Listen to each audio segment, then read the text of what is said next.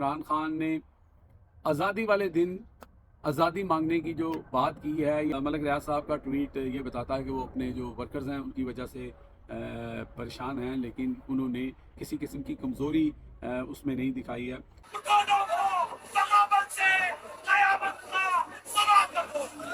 خواجہ آصف صاحب نے جناب بیوروکریسی کو لے کر، جیسے میں نے شروع میں آپ کو بتایا کہ بات کی ہے، اور انہوں نے کہا کہ جناب سب سے بڑا ایک قسم کا اگر ناسور ہے یا لوٹ مار ہے وہ یہ لوگ ہیں، کیونکہ پرتگال کے اندر بہت سارے بیوروکریٹ جو ہیں انہوں نے بڑی جائیدادیں خریدی ہیں وہاں۔ السلام علیکم ناظرین، میں ہوں لندن سے امجد چودھری۔ ناظرین، 3-4 اہم خبریں ہیں۔ ایک تو عمران خان صاحب کا اگلے احتجاج کا اعلان آ گیا ہے، وہ ہم آپ کو بتائیں گے کہ عمران خان نے آزادی والے دن آزادی مانگنے کی جو بات کی ہے یا لوگوں کو باہر نکلنے کی بات کی ہے، اس کے اوپر حکومت کو کیا پریشانیاں ہو سکتی ہیں، کتنی مصیبت پڑ سکتی ہے۔ دوسرا، خواجہ آصف جو ہیں ان کا ایک ٹویٹ جو ہے وہ رات کے پہر میں ایک دفعہ پھر وہ سنا ہے کہ رات کے پہر میں جب وہ ٹویٹ کرتے ہیں تو وہ بڑا سخت ہوتا ہے، اس کے اندر ان کی جو لینگویج ہوتی ہے وہ بڑی دلیری والی ہوتی ہے، اور بعض اوقات وہ آؤٹ آف دا باکس جا کے جو ہے وہ بات کر دیتے ہیں۔ تو دن کے ٹائم ان کے جو ٹویٹس ہوتے ہیں وہ ذرا ہومیوپیتھک ٹائپ کے ہوتے ہیں، لیکن رات کے ٹائم پہ وہ بڑا سخت ٹویٹ کرتے ہیں۔ انہوں نے بیوروکریسی کے بارے میں جو ٹویٹ کیا ہے اس کے اوپر بات کریں گے کہ ان کا جو رونا ہے وہ کیا ہے اور وہ کیا بات کر رہے ہیں، اور در حقیقت یہ الزام ڈائریکٹلی یا انڈائریکٹلی جن پہ لگایا جا رہا ہے ان پہ لگ رہا ہے یا یہ کسی اور پہ لگ رہا ہے، اور اس کی بھی ہمت نہیں وہ کر رہے نام لینے کی۔ نام تو انہوں نے بیوروکریٹس کے بھی نہیں لیے، تو اس کے اوپر بات کریں گے۔ اور اس کے ساتھ ساتھ ہم آپ کو بتائیں گے کہ ملک ریاض جو ہیں ان کو جس طرح دیوار کے ساتھ لگایا جا رہا تھا، جس طرح ان سے ایک گواہی کے عوض جو ڈیمانڈ کیا جا رہا تھا، اب ملک ریاض صاحب کا ایک ٹویٹ آیا ہے اور اس کے اندر جو انہوں نے بتایا، اور ان کے جو رفقا کہہ لیں یا ان کے ملازمین کہہ لیں یا ان کے ساتھ کام کرنے والے جو لوگ ہیں جو ان کو ایذا پہنچائی جا رہی ہے، جس میں کرنل خلیل الرحمان جو ہیں وہ ابھی تک جو ہے وہ تحویل میں ان کو غائب کیا ہوا ہے، ان کی بھی کچھ صورتحال ہمارے پاس ہے، وہ بھی ہم بات کریں گے۔ تو یہ ساری چیزیں ہیں، لیکن اس جو کل احتجاج ہوا ہے اس کے بعد جو انٹرنیشنل میڈیا نے جس طرح چیزوں کو اٹھایا، اور جس طرح ایک اور خبر یہ آ رہی ہے کہ یہاں اخبار جو ہیں جو ویسٹ کے اخبار ہیں وہ یہ خبر لگا رہے ہیں کہ جیسے زلفی بخاری کو لے کر یہ بات کی جا رہی ہے کہ وہ اقوام متحدہ میں جا کر عمران خان کا مقدمہ لڑنے کی بات کر رہے ہیں، اگر پاکستان سے ان کو انصاف ہوتا ہوا اگر نظر نہیں آ رہا۔ اور ان کے دونوں صاحبزادے جو ہیں ان کی آمد کے بارے میں بھی جو ہے بات کریں گے۔ تو سب سے پہلے ہم بات کر لیتے ہیں جناب ملک ریاض صاحب سے شروع کر لیتے ہیں۔ اچھا، ملک ریاض صاحب جو ہیں وہ ایک لوور مڈل کلاس فیملی سے ان کا تعلق تھا۔ انہوں نے اپنی ساری کہانی بتا رکھی ہے کہ کس طرح وہ ایک سکوٹر کے اوپر ایک ٹھیکیداری کا کام کرتے تھے، پھر انہوں نے محنت کرتے کرتے پھر یہ ساری چیزیں، پھر وہ آپ کو فائلوں کو پہیے لگانے والی بات، یہ ساری چیزیں آپ نے دیکھی۔ لیکن ایک ٹائم ایسا آیا کہ ملک ریاض جو ہے وہ پاکستان کے ایک ایسے کامیاب ریل اسٹیٹ کے ستون بن گئے کہ پھر وہ یہ تو میں کہہ سکتا ہوں کہ جو یہاں پہ اشرافیہ ہے ان کے پاس جو انہوں نے مال و دولت اکٹھا کیا ہوا ہے، کسی کی زمینیں ہیں، لیکن وہ چونکہ مڈل لوور کلاس سے تھے تو پیسے کے لحاظ سے وہ ان سب لوگوں سے بہت اوپر چلے گئے۔ یہاں پہ جو بھی لوٹ کھسوٹ ہوتی ہے، کس طرح لوگوں نے پیسہ بنایا، کس طرح راتوں رات لوگ جو ہیں وہ ہرپتی ہو جاتے ہیں۔ لیکن ملک ریاض نے جو پاکستان کا سسٹم تھا اس کے اندر رہتے ہوئے یہ سارا کام کیا، اور انہوں نے ایڈمٹ بھی کیا کہ بھائی پہیے لگانے کے بغیر کام نہیں ہوتا، تو جہاں پہ آپ نے اتنا بڑا پروجیکٹ کرنا ہوتا ہے وہاں پہ پھر بہت سارے صحیح کام کے ساتھ غلط کام بھی آپ کو کرنے پڑتے ہیں۔ اب ان کی جو ٹویٹ آئی ہے اس کے اندر انہوں نے اپنی ذات کے حوالے سے کوئی اس طرح کا رونا دھونا نہیں کیا۔ ان کے بیٹے کے اوپر بھی مقدمہ درج ہوا، آپ کو پتہ ہے کہ وہ جناب جو کرنل صاحب اور ان کی صاحبزادی جو اس میں جہاں باک ہو گئے تھے بارش کے حادثے میں، ان کی بیٹی کی تو میت ابھی تک جو ہے وہ نہیں مل سکی ہے۔ تو اس کے اوپر بھی جو ہے، حالانکہ ان لوگوں نے وہاں پہ درخت لگائے تھے وہ نالے کے ارد گرد، تو اس کے اوپر بیریا ٹاؤن کے اوپر پرچہ دے دیا، ساتھ ہی جو ہے وہ ڈی ایچ اے ہے، اور وہ مبینہ طور پر لوگ کہتے ہیں کہ وہ بنا ہی دریا کے اس کے اوپر نالے کے اوپر ہے، اور وہاں پہ جو دریا گزرتا تھا اس کی وہ لینڈ ہے، لیکن وہاں پہ ستے خیریں ہیں۔ لیکن ملک ریاض اور علی ریاض جو ہیں ان کے خلاف جو ہے وہ شکنجہ جو ہے وہ ٹائٹ کرنے کی ہر ممکن کوشش کی جا رہی ہے۔ آپ کو بیک گراؤنڈ کا پتہ ہی ہے کہ ایک تو وجہ ہم نے آپ کو بتا دی کہ عمران خان کا وہ تھا جو کہ عمران خان کے خلاف وہ گواہی دیں، دوسرا غالباً یہ بھی تھا کہ ان کو ایکسیپٹ شاید نہیں اس لحاظ سے کیا گیا۔ اس کے اوپر شہباز گل صاحب نے بھی بات کی ہے، اور یہ میں ان سے ایگری کرتا ہوں کہ لوگوں کو یہ بات ہضم نہیں ہوئی کہ ایک لوور مڈل کلاس سے بندہ اٹھ کے جو ہے وہ यहाँ तक पहुँच जाता है और वो क्यों पहुँच गया, और फिर वो किसी बड़े से बड़े की बात को भी खातर में नहीं लाता। तो अब उन्होंने अपनी ट्वीट में ये लिखा है कि भाई मेरे मुलाजमीन जो हैं उनको जो हरासा करना, उठा लेना, गिरफ्तारियाँ, उनका भाई भतीजी जो हैं उनको एयरपोर्ट से गिरफ़्तार कर लेना, और उनके जो एक राइट हैंड थे कर्नल खलील जो हैं, उनके बारे में मैं पहले भी स्टोरी कर चुका हूँ। बहुत ही नफीस और अच्छे इंसान हैं। मैं पर्सनली उनसे 2-4 दफ़ा मिल चुका था। मेरे भाई के वो बैचमेट थे आर्मी में। तो अ, कहने का मतलब ये है कि ये सारी चीज़ें तो हो रही थी, लेकिन वो कह रहे हैं कि भाई मेरी सारी चीज़, मेरे जितने भी वहाँ पे बैंक अकाउंट थे, सारी चीज़ें जो हैं उनको फ्रीज़ कर दिया गया है, और अब मैं अपने जो हज़ारों मेरे एम्प्लॉयज़ हैं या सैकड़ों एम्प्लॉयज़ हैं उनको ना मैं तनख्वाह दे सक रहा हूँ और ना मैं उनके लिए हेल्प कर सक रहा हूँ। तो ये उनका एक दर्द था। लेकिन उन्होंने बहुत सारे लोगों को, आपको पता है कि आसिफ अली जरदारी से लेकर नवाज़ शरीफ, शहबाज शरीफ, गाड़ियाँ, बिलावल हाउस, इस तरह की चीज़ों की अक्सर खबरें आती रहती थी, लेकिन इमरान खान ने कोई ज़ाती फ़ायदा उनसे नहीं लिया। एक ज़मीन का टुकड़ा जो उन्होंने दिया वो भी उन्होंने अपनी विल से दिया कि चलें एक सीरतुन नबी की वहाँ पर वो बन रही है यूनिवर्सिटी, तो मेरा भी उसमें हिस्सा हो जाए। लेकिन चूँकि इस वक्त बात सिर्फ यहाँ पे है कि भाई ये कोई इतना कुछ 4-5-6 दहाइयों से कोई पुराना या उससे भी पहले का कोई इतना जो है वो इस तरह का ख़ानदान नहीं था कि इनके मुरब्बे थे या अंग्रेज़ों के साथ इनकी मिली भगत वहाँ से ये लैंडलॉर्ड बने। ये तो एक आम सा आदमी था, हमारे देखते देखते बना, शायद हमारी मदद से बना, फिर हमने भी उनसे मददें ली, फिर हमने नौकरियाँ भी ली, फिर हमने प्लॉट भी लिए, फिर हमने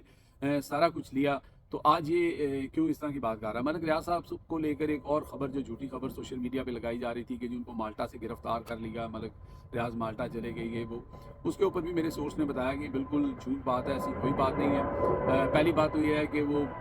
उनके पास माल्टा जाने की उनको ज़रूरत नहीं थी। दूसरी बात यह है कि माल्टा के साथ ना तो सऊदी अरब में उसका यूएई का कोई ऐसा मायदा है, और ना ही खानदान पाकिस्तान का है कि जो उनको उनके हवाले की जाए और ये किया जाए वो किया जाए।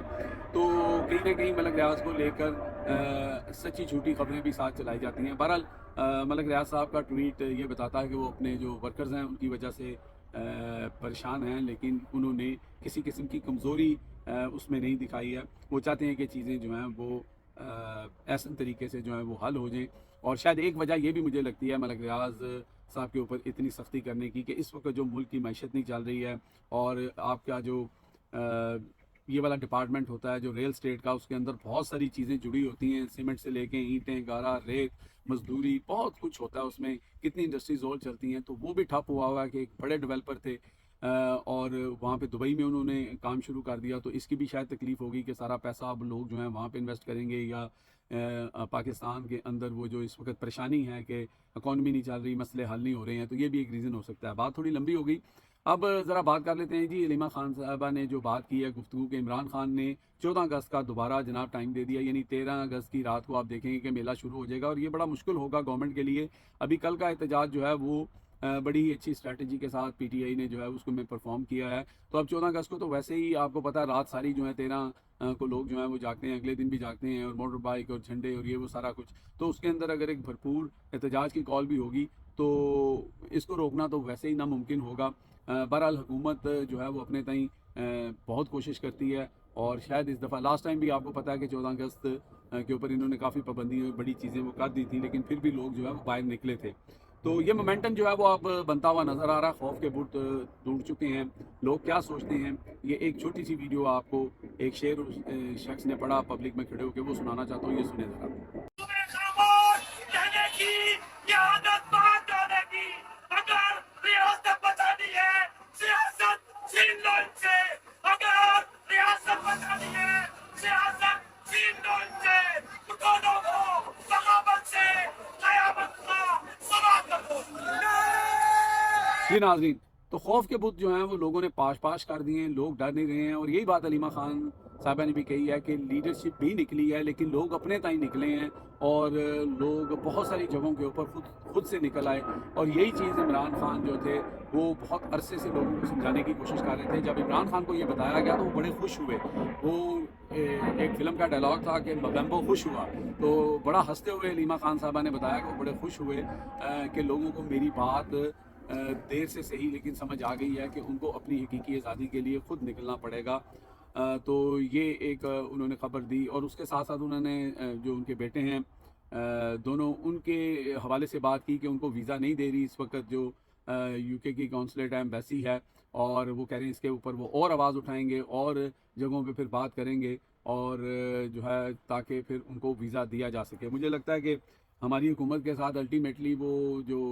وہی ہونا ہے کہ 100 پیاز بھی کھا لینے اور 100 چھتر بھی، کیونکہ اکثر ایسا ہی ہوتا ہے۔ اب ذرا آ جاتے ہیں جی خواجہ آصف صاحب۔ خواجہ آصف صاحب نے جناب بیوروکریسی کو لے کر، جیسے میں نے شروع میں آپ کو بتایا کہ بات کی ہے، اور انہوں نے کہا کہ جناب سب سے بڑا ایک قسم کا اگر ناسور ہے یا لوٹ مار ہے وہ یہ لوگ ہیں، کیونکہ پرتگال کے اندر بہت سارے بیوروکریٹ جو ہیں انہوں نے بڑی جائیدادیں خریدی ہیں، وہاں پہ پراپرٹیز خرید رہے ہیں۔ اچھا، اس کے اوپر بہت پہلے شہباز گل صاحب نے بھی خبر کی تھی کافی پہلے، اور اس کے اندر انہوں نے یہ اندیا دیا تھا کہ ایسا کچھ ہو رہا ہے۔ اب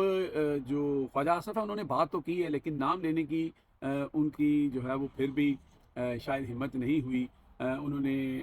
کہا کہ جی بیوروکریسی کے جو لوگ ہیں، ہم لوگ تو ایسے ہی بدنام ہوتے ہیں جو سیاستدان ہیں، ہم نے تو پبلک کے پاس جانا ہوتا ہے۔ تو آپ کو ایک قانون یاد ہوگا کہ یہاں پہ ایک قانون بنا دیا گیا کہ جناب آپ ججز، بیوروکریٹس، تو آرمی پرسنل یا جنرلز وغیرہ کا تو ویسے ہی آپ کو پتہ ہے جب سے باجوہ صاحب کا معاملہ ہوا تھا، پھر صحافیوں کے ساتھ کیا ہوا، اس کے بعد پورا قانون ہی بنا دیا گیا۔ اڑ توڑ کے جو ہے وہ سیاستدان ہی ہے، تو کہیں نہ کہیں خواجہ آصف کا رونا ٹھیک بھی ہے کہ سیاستدانوں کو دبایا جاتا ہے، اور یہ بیوروکریٹس کو ہاتھ ڈالنے والا کوئی نہیں ہے۔ اس میں مبینہ طور پر جو دو نام آ رہے ہیں یا جن کے بارے میں کہا جا رہا ہے کہ انہوں نے وہاں پہ جائیداد وہاں پر خریدی ہے، اس میں مبینہ طور پر سوشل میڈیا کے اوپر ایک چیف سیکرٹری کا اور ایک آئی جی کا نام جو ہے اس میں آ رہا ہے۔ وہ آپ بہتر سمجھ سکتے ہیں کہ وہ کون سے ہو سکتے ہیں، کس کے منظور نظر ہو سکتے ہیں، لیکن اصل بات یہ ہے کہ کس کے ناک کے نیچے ہو رہا ہے۔ اگر یہ ہو رہا ہے خواجہ آصف صاحب کو یہ سوال تو پھر مریم نواز شریف صاحبہ سے پوچھنا چاہیے تھا کہ بی بی آپ تو کہتی ہیں کہ کرپشن سے پاک، اور یہ بنا دیا، سی سی ڈی بنا دی اور فلانا کر دیا، پیرا فورس بنا دی، لوگوں کو اٹھایا مارا، جو ہے وہ ماورِ عدالت قتل کیا، اور یہ شور شرابہ لوگوں کی، غریبوں کی ریڑیاں اٹھا لیں، یہ سارا کچھ چل رہا ہے۔ تو یہ جو بات خواجہ آصف کر رہے ہیں اس کے بارے میں بی بی جو ہیں وہ کیوں کانوں میں انگلی دے کے بیٹھی ہوئی ہیں؟ اور خواجہ آصف کا یہ جو رونا دھونا ہے یا یہ جو ٹویٹ ہے، اس کے پیچھے بھی آپ کو میں نے تقریباً ایک ہفتہ پہلے ایک خبر دی تھی کہ ایک اہم جو پرسنالٹی ہے، جو وزیر بھی ہیں اور حکومت کے اندر ہیں، ان کے ایک دستے راز کو گرفتار کیا گیا ہے، اور ایئرپورٹ سے گرفتار کیا گیا ہے۔ اور اب وہ جو شخص ہیں، بتایا یہی جا رہا ہے کہ مبینہ طور پر وہ طوطا ہے جس میں خواجہ صاحب کی شاید جان ہے، یا ان کا کوئی ان سے ڈائریکٹلی لنک ہے کہ نہیں ہے، مبینہ طور پر یہ میں بات کر رہا ہوں، لیکن یہی چیزیں جو ہیں خبریں۔ لیکن یہ پکی بات ہے کہ ایک طوطا جو ہے وہ اس وقت قید میں ہے، اور اس طوطے میں کسی خاص بندے کی کرپشن کی کہانی ہے، اور ادھر ادھر کی کہانی ہے جو ہے نا، اس کی داستان اس طوطے کے اندر ہے۔ تو یہ سارے معاملات ہیں جی۔ اب تک کے لیے اتنے ہی۔ چینل کو سبسکرائب کریں، لائک کریں، کمنٹس کریں، اور شیئر ضرور کیا کریں، کیونکہ پھر آپ جب یہ ساری چیزیں کرتے ہیں تو ویڈیو اگلے لوگوں تک بھی جاتی ہے۔ پروگرام سننے کا بہت شکریہ۔ اللہ حافظ۔